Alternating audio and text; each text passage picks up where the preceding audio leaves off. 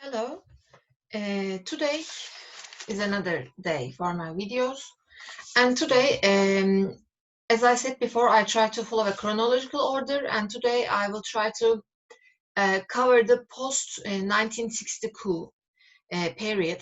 So in my previous YouTube video, I tried to cover the Adnan Menderes rule and the 1960 military coup.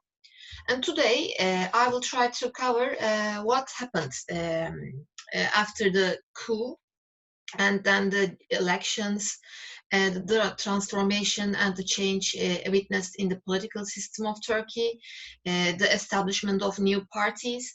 I will try to cover all these issues until the 1980 military coup. So let's start. We know that in 1960 there was a full-fledged military coup, and in 1961 general elections were held in Turkey, and the Justice Party under the leadership of Süleyman Demirel became the first party who took the majority of the votes in 1961 general elections. Another important development that we should talk about in belonging to these years is the establishment of the first socialist political party of Turkey. In 1961, first socialist political party in Turkey, known as the Turkish Workers' Party, Türkiye İşçi Partisi, was founded. Also, an important event about 1960s is the elections of 1965. In these elections, Süleyman Demirel was the leader of the Justice Party, and the main motto Süleyman Demirel adopted during the election campaigns was related with anti-communism ideology, and Demirel used the rhetoric of Islamism in order to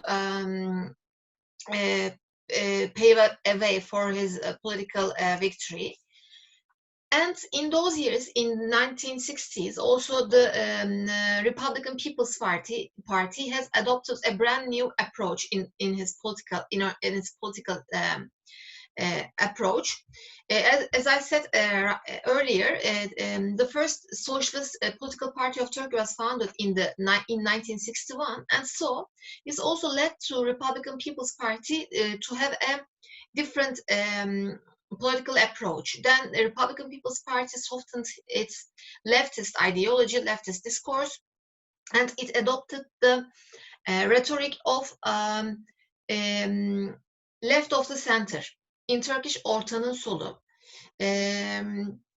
The elections that were held in 1965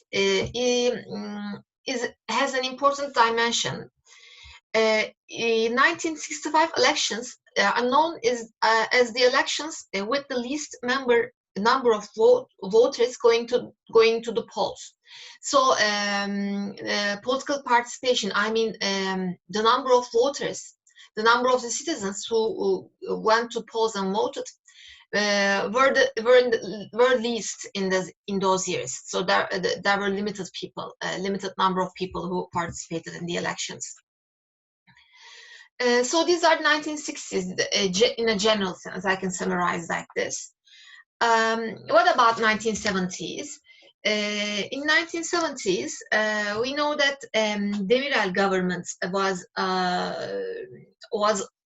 holding the office, and Demirel in the early 1970s, in 1971, there was a memorandum. So this can be seen as an indirect military intervention. And the military elites presented a memorandum to the government, to the Demirel government, and Demirel government was forced to resign as a consequence of this military memorandum. It was issued on March 1971.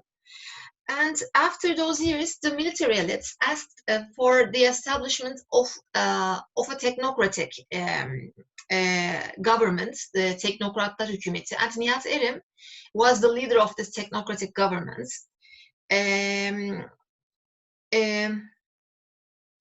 On the other hand, if I am to characterize the general structure of 1970s, the Turkish political history in 1970s, I can say that in 1970s the economic situation was going in a very bad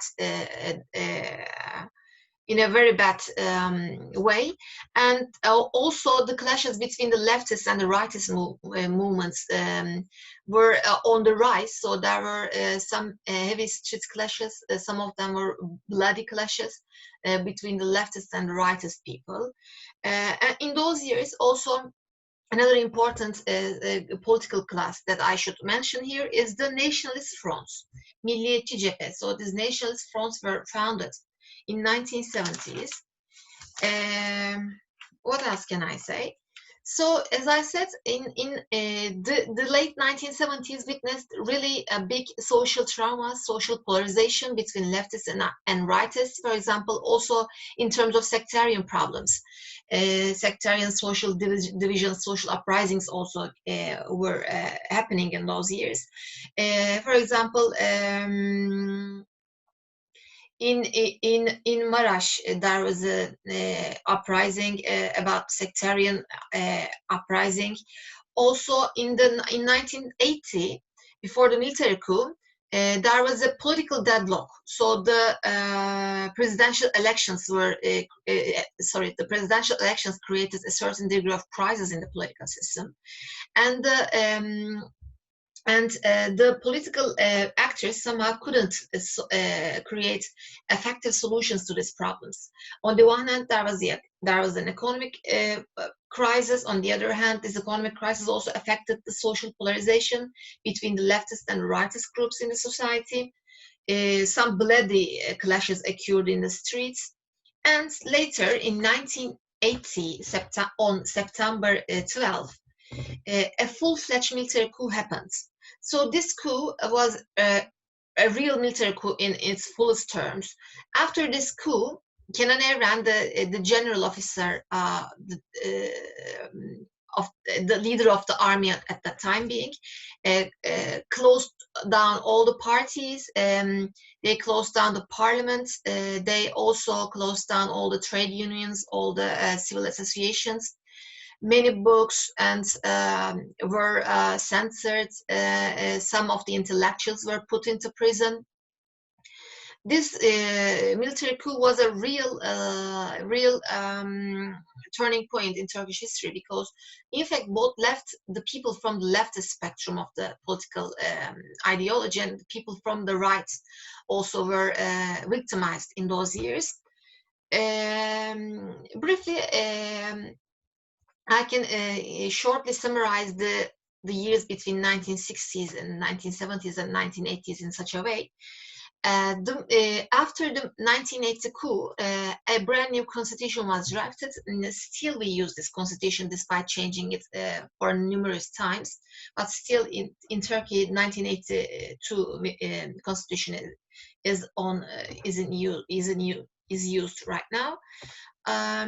This constitution was carried out in a very military spirit, and it cut down all the liberties. It gave a big control to state institutions. Also, it established YÖK, in English, it established the institution for higher authority. Also, it established certain legal and institutional mechanisms in order to let the military elites have some role in political sphere. So, in shortly, I can briefly summarize those years like this. In my upcoming video, I will try to cover the post-1980 coup era. So I will try to talk about Turgut Özal. I will try to talk about other political associations, the Islamist parties, the neoliberalization policies of Turgut Özal, and how can we characterize the Turkey in 1980s, in 1990s. I will try to cover these issues. If you're interested in Turkey in those years, I can also offer some book recommendations to you. For example, about the 1980 coup, one of the most prominent journalists who passed away in previous years, Mehmet Ali Birand, has a really good, wrote a really good book about the 1980 coup. Also, I will put some resources underneath my video. I want to thank you very much for listening to me. In my next video, I'm going to talk about the post-1980 period, as I said before, and have a good day. Bye-bye.